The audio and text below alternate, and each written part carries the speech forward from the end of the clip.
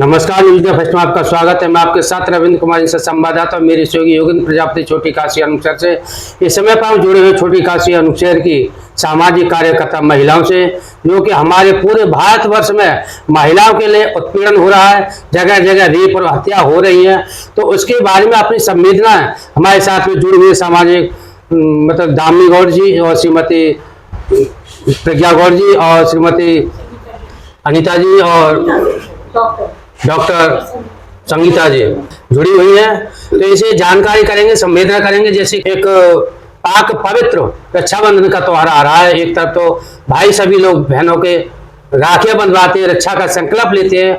आज हम ये बातें करते हैं पूरे भारत देश की जनता से, वो संकल्प कहाँ जाता है जब बहन के साथ में रेप होता है, और वो संकल्प कहाँ जाता है जहाँ बहनों के साथ में, बेटियों के साथ में हत्या होती है। तो संकल्प के बारे में जानकारी करेंगे। कल रक्षाबंधन का पर्व है, तो ये बातें करेंगे। तो नमस्ते मैडम। नमस्ते भैया। तो हमारे चैनल में आपका स्वागत है। धन्यवाद भैया, बहुत बहुत।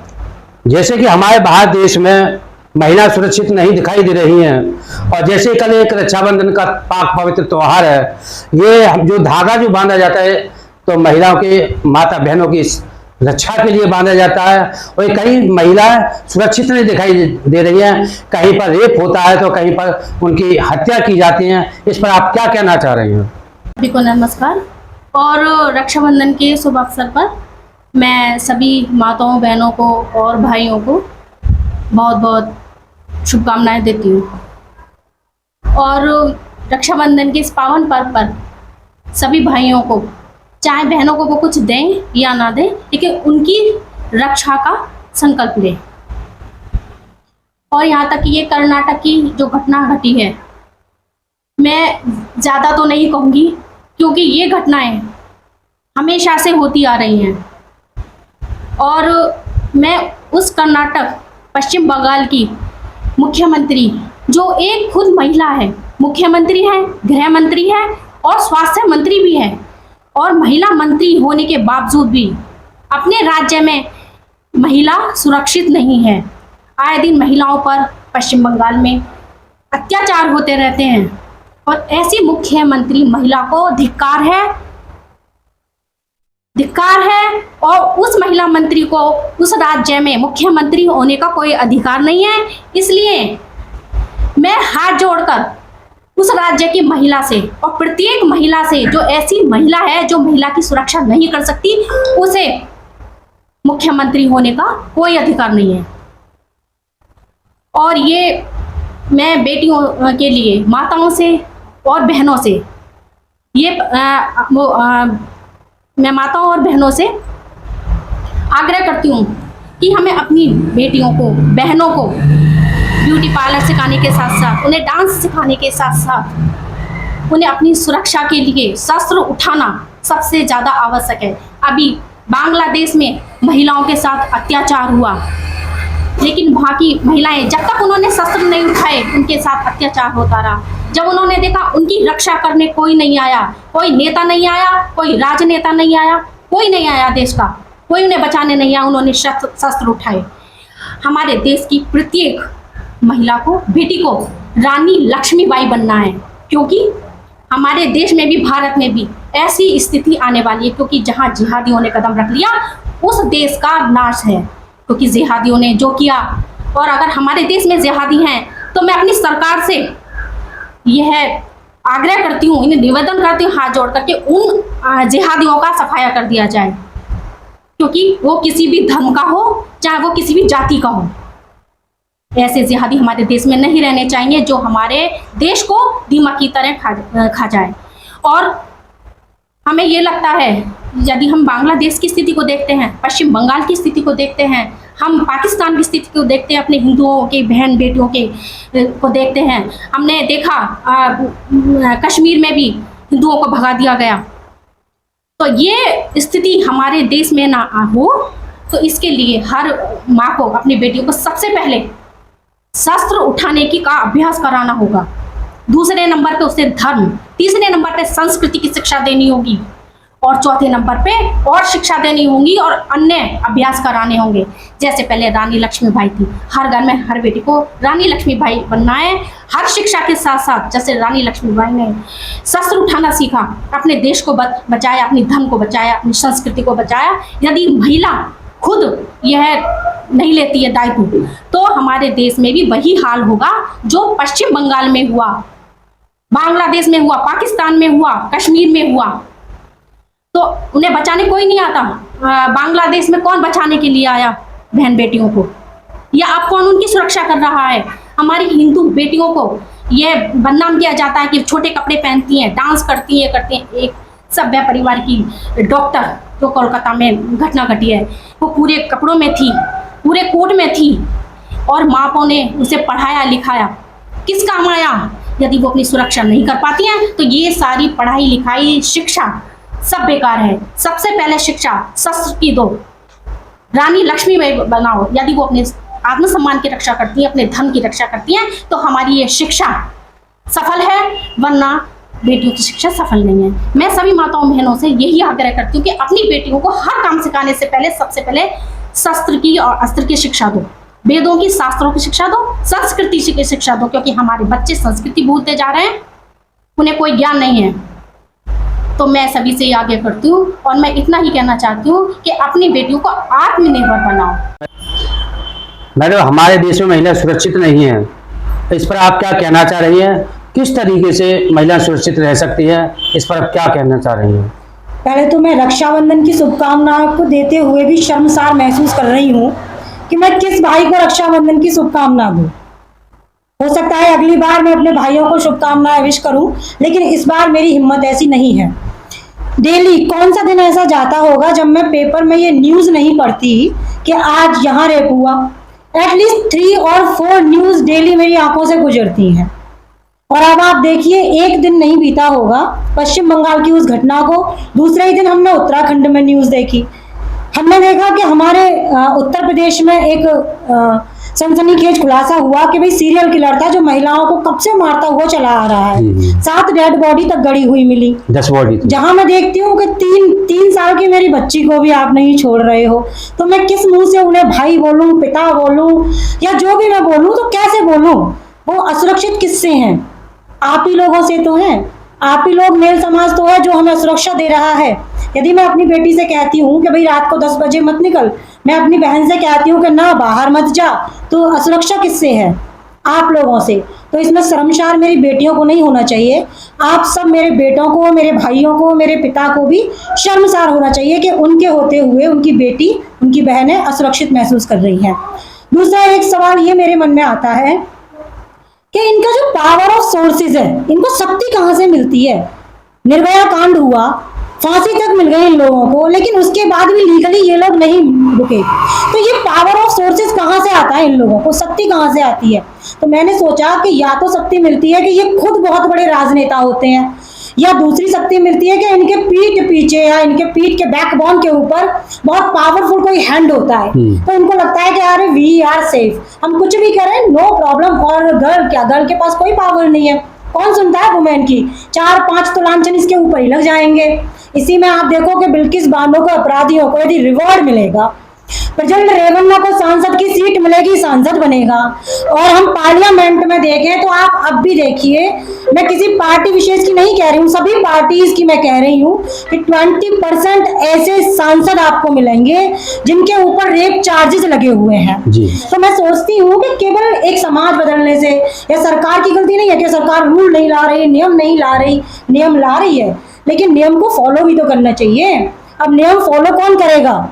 नियम फॉलो मैं कर लूंगी, मेरे बच्चे कर लेंगे, आप कर लेंगे, छोटा मोटा एक सिटीजन कर लेगा, लेकिन जो सांसद की पावर में बैठा हुआ है, जिसके पीछे मंत्री का टैग लगा हुआ है, जिसके पास पावर है हाथ में, भाई वो क्यों नियम को मानेगा? वो तो बनाएगा केवल रूल्स को हम लोगों के लिए। तो मैं समझती हूँ कि रूल बनने से कुछ नहीं होगा जब तक समाज में एक बहुत बड़े रूप से बदलाव नहीं लाएंगे। हम हर चीज़ के लिए अपनी बेटियों को दोष नहीं देना। हमें बेटियों को सभ्य बनाते बनाते हमने सदियां गुजार दी, अब जरूरत है अपने बेटों पर ध्यान देने की। प्लीज़ बेटों को सभ्य बनाओ। बेटा घर से बाहर निकले तो वो समझे कि मैं एक सिटीजन हूँ, सिटीजन ऑफ इंडिया हूँ, मेरी पावर मेरा कॉन्स्टिट्यूशन है। ये सभी बहन बेटियां मेरी अपनी हैं, इनकी सुरक्षा मेरी है। तो हमें वो सभ्यता उस दायरे में अपने बेटों को लेके आना है। हमने अपनी संस्कृति में हमेशा कहा है कि अरे तुम्हारी मर्दानगी है बच्चों, ये खुश रहो, तुम्हें दर्द नहीं होता है, तुम मर्द हो एकदम से। नो, क्यों नहीं होता भाई? ह्यूमन बीइंग तो जेंट्स भी है, ह्यूमन बीइंग तो लेडी भी है। तो ये कौन कहता है कि भाई लेडी को शर्मिंदा रहना है और जेंट्स को खुलेआम निरंकुश रहना है? हाँ, तो गलती दोनों तरफ से है, गलती बेटों की भी है, गलती बेटियों की भी है। तो हमें लिमिट लगानी है अपने बेटों पर भी। अब दूसरी बात मैं बोलना चाहूंगी, 1857 की क्रांति थी। रानी लक्ष्मीबाई जब जनरल ह्यूरोज से लड़ रही थी और एंड में जब डेथ हुई उनकी, तो ह्यूरोज ने बोला कि lay down the women is the only man in all levels. यानी जितने भी सैनिक, जितने भी रिबेलियन यहाँ पड़े हुए हैं, उन सब के बीच में ये अकेली मर्द है। तो मर्द होने की परिभाषा ये नहीं है कि ईश्वर ने आपको मर्द बनाया। मर्द बनने के लिए जोश और हिम्मत की जरूरत है। तो मेरी बहनों, आपके अंदर ना तो हिम्मत कम है ना जोश कम। उन्हें जो चुनर तेरी गगन भी थरथराएगा, जो तेरी चुनर गिरी एक तूफान आएगा। इतना जोश, इतनी हिम्मत अपने अंदर रखिए। और मैं ये भी समझती हूँ कि समाज ने कुछ जंजीरों में आपको जकड़ रखा है। कुछ ऐसी बातें होती हैं जो आप अपनी फैमिली से भी नहीं बता सकती। आप घर से बाहर निकल रही हो, कोई समवन एक्सप्लॉइट यू, समवन छीटाकसी, समवन छेड़छाड़ी कर रहा है, भाई ओ ये दिस, आप नहीं बता पाती हो उनको। बहुत से मैटर ऐसे होते हैं कि आप पुलिस में भी नहीं जाती, क्योंकि समाज में आपको इज्जत का, रेस्पेक्ट का खतरा रहता है। तो मैं ही नहीं, हम सभी महिलाएं मिलकर पार्टी को हम एक तरफ रखते हैं। We don't care what is your party, what is your caste, what is your religion. We don't care about it. But you are honest, you are genuine. ये चीज मैटर करती है। यदि आप genuine है, honest है। If you have any problem, यदि problem कोई भी है, आपकी घरेलू हिंसा से लेके मार्केट से जाने तक कुछ भी प्रॉब्लम है, तो हम एक मुहिम स्टार्ट कर रहे हैं। Not only for any single party, it's for every woman. एक मुहिम स्टार्ट कर रहे हैं। इस मुहिम का नाम हम रखेंगे अम्ब्रेला। अम्ब्रेला क्यों रख रहे हैं इसका नाम? Because umbrella save us. किससे सेव करता है हमें? सनशाइन, रेन, मतलब every situation, the terrific nature से हमें सेव करता है अम्ब्रेला। और अम्ब्रेला ऐसी चीज होती है जो every caste, community, every religion उसको यूज कर सकता है, तो सेफ फील करता है वहां पे। तो एक हम इनिशिएटिव शुरू कर रहे हैं अम्ब्रेला के नाम से। अम्ब्रेला रूम यानी safe room for everyone, it's umbrella. Umbrella के नाम से मुहिम शुरू करेंगे, जिसमें हमारी सभी फीमेल्स, ये मैटर नहीं करता कौन सी पार्टी से बिलोंग करती हैं, सभी फीमेल्स उस ग्रुप में ऐड होंगी। जो भी इनसिक्योरिटी आप फील करेंगी आप उसको बताएंगी।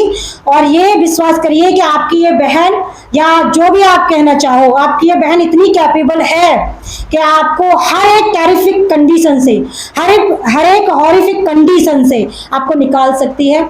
In any party, in any religion, in any caste, आप कहीं से भी बिलोंग करती हो, रियली हम आपकी सपोर्ट करेंगे और विदाउट आपके ऑनर, आपकी डिग्निटी को अफेक्ट करे बिना सोसाइटी में। अयोध्या के अंदर एक 12 साल की बच्ची के साथ में रेप हुआ, और जिसका नाम था 54 वर्ष लगभग बुढ़ा, जिसको कहते हैं नाइद, ने उसके साथ में रेप किया। एक राजू यादव है उसके साथ में, और एक रेप हुआ है कन्नौज में। ये ताजा घटना है, इसके बारे में उत्तर प्रदेश में हुआ है, और योगी सरकार उस पर क्या एक्शन लिया है, क्या कहना चाह रही है? सर देखिए, मैं जहां तक भी नजर घुमाती हूँ, चाहे आप अयोध्या की बात करें, कन्नौज की बात करें, या आप देश के किसी भी स्टेट की बात करें, विक्टिम केवल एक होता है, विक्टिम होती है फीमेल में, और जो डोमिनेंस करेगा वो करेगा मेल। अब उस मेल को आप कहेंगे कि वो इस पार्टी से है, दूसरी तरफ कोई कहेगा वो इस पार्टी से है। ऐसे ही सोचते सोचते आप हम महिलाओं को बिखेर देते हैं। हम महिलाएं कंफ्यूज हो जाती हैं कि ओ सपा का तो नहीं है ये आदमी, कहीं नहीं बोल पाती उस लेडी के लिए। हम होते हैं कि अच्छा बीजेपी का प्रज्वल रेवन्ना तो नहीं है क्या, तो हम नहीं बोल पाती हैं। तो ऐसे करते करते आपने महिलाओं को, आधी महिलाओं को बना दिया आपने बीजेपी, आधी को बना दिया कांग्रेस। कुछ मेरी बहनें बोल रही है मैं सपा हूँ, कुछ मेरी बहनें बोल रही है मैं बसपा हूँ। तो मेरी बहनों, मैं आप सबको बता दूं, आप कुछ नहीं हो, आप केवल एक प्ले टॉय की तरह यूज हो रही हो। और ये बिल्कुल फैक्ट और फेयर है। नजर घुमाइए तेलंगाना में, जहाँ पे मेरी बच्चियों के साथ चाइल्ड मैरिज होती है। चाइल्ड मैरिज हालांकि दोनों तरफ से होनी चाहिए, बट चाइल्ड मैरिज में मेरी बेटी होती है कितने साल की पता है आपको? 12 साल की, कभी कभी इस सिचुएशन में उससे भी कम। एनसीआरबी की रिपोर्ट बता रही हूँ मैं आपको। NCRB means national crime report bureau, यानी ये बात पब्लिश है। Central government, state government, every state government इस बात को अच्छे से जानती है कि what happened in the Telangana, what happened in the Andhra Pradesh and what happened in the UP also. UP में भी आप देखोगे तो सबसे ज्यादा जो चाइल्ड मैरिज जिसमें नंबर 1 पे आ रहा है ना हमारा स्टेट, इट्स यूपी। और तेलंगाना की बात मैं आपको बताऊं, 12 ईयर की मेरी बेटी है, अनफॉर्चुनेटली या fortunately he belong to Muslim community, और 12 ईयर से लेके अब वो 21 ईयर की है। अब तक वो 7 टाइम मैरिजेस हो गई हैं उसकी। 7 टाइम मैरिज का मतलब समझते हो आप? It's a contact marriage. और not only this one girl, ये केवल एक लड़की नहीं है, 10,000 से ऊपर का ये आंकड़ा है। मैं अभी कैलाश सत्यार्थी जी की रिपोर्ट पढ़ रही थी, उस रिपोर्ट के अकॉर्डिंग 12 साल की बच्ची से शादी की जाएगी, शॉर्ट टर्म मैरिज होगी, उसके साथ कोई एक शादी कर लेगा, यानी कोई शेख कर लेगा या कोई हमारा बड़ा एक लैंड लॉर्ड कर लेगा। देन 1 ईयर 2 ईयर वो शादी चलेगी। इस शादी से केवल एक अकेला घर ही नहीं रोशन हो रहा, 15 घर रोशन हो रहे हैं। वो रिक्शा वाला जो उस लड़की का पता दे रहा है कि भाई वहां एक लड़की है, 7-8 लड़कियां हैं, खरीद लो एक को शादी के नाम पर, तो उसके घर भी चूल्हा जल रहा है। जो उसे बेच रहा है उसके घर भी चूल्हा जल रहा है, माँ बाप के घर भी चूल्हा जल रहा है। इनफैक्ट लड़की भी जानती है कि मेरे साथ क्या गलत हो रहा है, बट वो कहती है कि यदि मेरे जलने से मेरे भाई बहन माँ बाप सब खुश हो रहे हैं तो व्हाट हैपन। तो ये केवल अयोध्या कन्नौज की बात नहीं है सर, मैं बस इतना कहना चाहूंगी। जैसे घटनाओं के पीछे मत आइए आप, सेंट्रल गवर्नमेंट हो स्टेट गवर्नमेंट हो, आपके साथ कोई भी नहीं है, आप अकेली हो। जब कोई घटना होती है महिलाओं के साथ में, जब गवर्नमेंट उसकी जांच कराती है, हाँ। तो अधिकतर जो वो आता है खुलासा में कि इस महिला ने इससे संबंध करे, हाँ। और संबंध होने के बाद में इनमें आपस में अनबन हुई, और अनबन होने के बाद में ये कृतज्ञ को अंजाम दिया गया। ये कई महिलाओं के साथ में ऐसा हुआ है। 3 साल की बच्ची, एक 12 साल की बच्ची जिसकी 7 बार शादी हुई, वो किसी से संबंध बनाएगी? 12 साल की बच्ची बताइए आप, 3 साल की बेटी बताइए आप। ये तो केवल मैं क्या तो रही हूँ कि उनके पीछे बहुत बड़ी पावर्स होती है जो इस क्राइम को कर रहा है। पॉलिटिकल व्यूज इसको दे देंगे वो लोग, वो इसका व्यू घुमा देंगे कि भैया ये यहाँ का सांसद, ये यहाँ का मिनिस्टर ये नहीं कर सकता, इसको केवल ब्लैकमेल कर रही है ये लेडी। एक ये भी तो पक्ष है, बेचारी औरतें, प्रज्वल रेवन्ना के केस में आप देखिए, औरतें बेचारी 2 साल तक ये फाइल भी नहीं कर पाई। समझ रहे समाज में क्या स्थिति होगी उन औरतों की? वो किससे डर रही थी? इस समाज से ना, इस फैमिली से ना। सभी की फैमिली हमारी तरह थोड़ी होती है। हमारे हस्बैंड कहते हैं आंख बंद करके कि हाँ रानी लक्ष्मी भाई है, तू कूद पड़, सबको बचा तू भी बच। सभी के हस्बैंड थोड़ी ऐसे होते हैं। वो तो ये कहेंगे तू बाहर गई क्यों, तू किचन में रहती तो कहीं ना ही रसोई में काम कर, तो ये बड़ी बाहर जावे की पड़ रही, ऐसा होता है ना। बट तो इतनी हिम्मत कहाँ से आएगी समाज से ना? आप भी बदलो, हम भी बदलेंगे, दूसरे मेरी बहनें बदलो, बटो मत किसी पार्टी में नहीं है आपका वर्चस्व। यदि आप में खुद में कैपेबिलिटी है तो पार्टी टिकट देगी, अदरवाइज आपकी काट के किसी मंत्री की बीवी को टिकट दे देगी। और यदि झूठ कह रही हूँ तो बताइए, आपको आंकड़े दिखा दूं मैं लाके सारे। लेटेस्ट अपडेट के लिए हमारे चैनल न्यूज़ इंडिया फर्स्ट को लाइक शेयर एंड सब्सक्राइब करें, एंड यस बेल आइकन को प्रेस करना ना भूलें।